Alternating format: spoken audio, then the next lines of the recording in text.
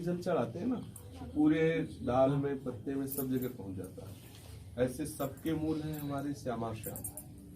जब शास्त्रों में देखो तो श्री कृष्ण से ही समस्त सृष्टि का सृजन होता है, भगवान श्री कृष्ण। और श्री कृष्ण के हृदय का जो आह्लाद आनंद है वो हमारी श्री जी, श्री जी का प्रेम स्वरूप है। सांद्रानंद घन प्रेम मूर्ति किशोरी, तो लाल जी का जो प्रेम है ना, वही मूर्तिमान श्री जी। और जब हम प्रेम स्वरूपा श्री जी और लाल जी के चरणों में अपना मन लगाए हैं, फिर हमें और किसी से लगाने की जरूरत नहीं। जैसे हम पकौड़ी बनाते हैं तो अलग अलग पेट में थोड़ी नमक डालते हैं कि एक अलग पकौड़ी में पेट में मिला दिया, पूरे में सब पकौड़ी हम पहुंच गया। ऐसे ही श्री प्रिया प्रीतम के चरणों की आराधना करने से सबकी उपासना हो जाती है, क्योंकि सब स्वरूपों में यही चिद चिद लक्षणम सर्वम राधा कृष्णमयम जगत, हमारे श्यामा श्यामी सब रूपों में विराजमान है। अनन्यता आने पर ये नहीं सोचना है कि हनुमान जी नाराज हो जाएंगे, देवी जी नाराज हो जाएंगे, ये अल्पज्ञता है। वैसे भी सिद्धांत है, जहाँ पर कृपा राम की हुई ता पर कृपा करे सब कोई। राष्ट्रपति अनुकूल हो तो सब कलेक्टर और दरोगा और सब आपके अनुकूल ही रहेंगे, कोई प्रतिकूल थोड़ी हो जाएगा। हमारे प्रिया प्रीतम अनुकूल है तो सब अनुकूल, दूसरा कोई है ही नहीं, दूसरा कोई है ही नहीं। अरे इतना न जाने तो इतना समझ ले कि प्रभु ईश्वर है, हमारे स्वामी है। वो जब प्रसन्न हो गए सब देवी देवता उनके अधीन है। कौन ऐसा है जो प्रभु की आज्ञा के अधीन ना हो? चाहे दुर्गा हो, चाहे काली हो, चाहे भद्रकाली। श्री कृष्ण आदेश करते प्रकट होने के समय, बलराम को ले जाकर रोहिणी के गर्भ में डालो और तुम यशोदा के यहाँ कन्या रूप से प्रकट हो, मैं अब स्वयं देवकी के यहाँ प्रकट हो रहा हूँ।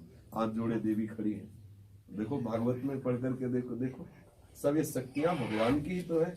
शक्तिमान तो भगवान ही है ना। और जब इन सब शक्तियों के आराधन का फल है प्रभु से प्रेम हो जाना। अगर हम श्री कृष्ण तक नहीं पहुंचे तो फिर वो शक्तियों का आराधन का फल हमें प्राप्त नहीं होगा। शक्तियां जो जितनी भी देवी देवता आदि हैं, ये सब तुम्हारे जितना सत्कर्म करोगे उसी के अनुसार आपको फल देंगे, इसके आगे नहीं। और अगर निष्काम हो जाओगे तो ठाकुर जी तक पहुंचा देंगे। और हमारे ठाकुर जी ऐसे हैं कि जो तुम चाहोगे वो नहीं देंगे, जिसमें तुम्हारा कल्याण होगा वही देंगे, वही करेंगे। तो ऐसे करुणा में प्रभु का भजन करने पर भयभीत नहीं होना चाहिए कोई देवी। जड़ भरत जी की गर्दन झुका दी काली जी के आगे तो फट गई काली की मूर्ति, और भयभीत होकर काली प्रकट हो गई, अपने सेवकों को काट के फेंक दिया। भागवत में पढ़ के दे, भगवान का भक्त अगर गर्दन झुका दे, भयवश कोई झुका दे, उस चाहे देवी हो चाहे देवता हो, जलने लगेगा। कौन ऐसा है जो भगवान के भक्तों को किसी भी तरह से भय दे सके?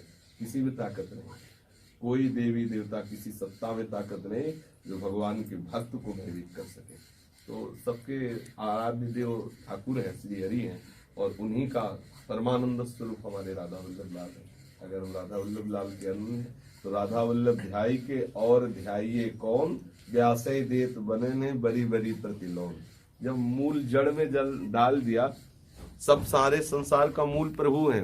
15वां अध्याय गीता जी, ऊर्ध्व मूल मधा शाखा मस्वत्थम प्राहुरभ्यम अन्नांस्य पर्णानि यस्तम वेद सवेद। सबका मूल श्री कृष्ण। मूल में जल चढ़ा दिया तो सबको पहुंच गया। सब देवी देवता आशीर्वाद देगी। तो जामवंत कहा सुन रघुराया, जा पर नाथ करो तुम दाया। ताई सदा शुभ कुशल निरंतर, सुर नर मुनि प्रसन्नता ऊपर। सोई विजयी विनयी गुण सागर, तास सुजस त्रैलोक उजागर। जो भगवान का हो गया उसका यश ही यश है, आनंद ही आनंद है।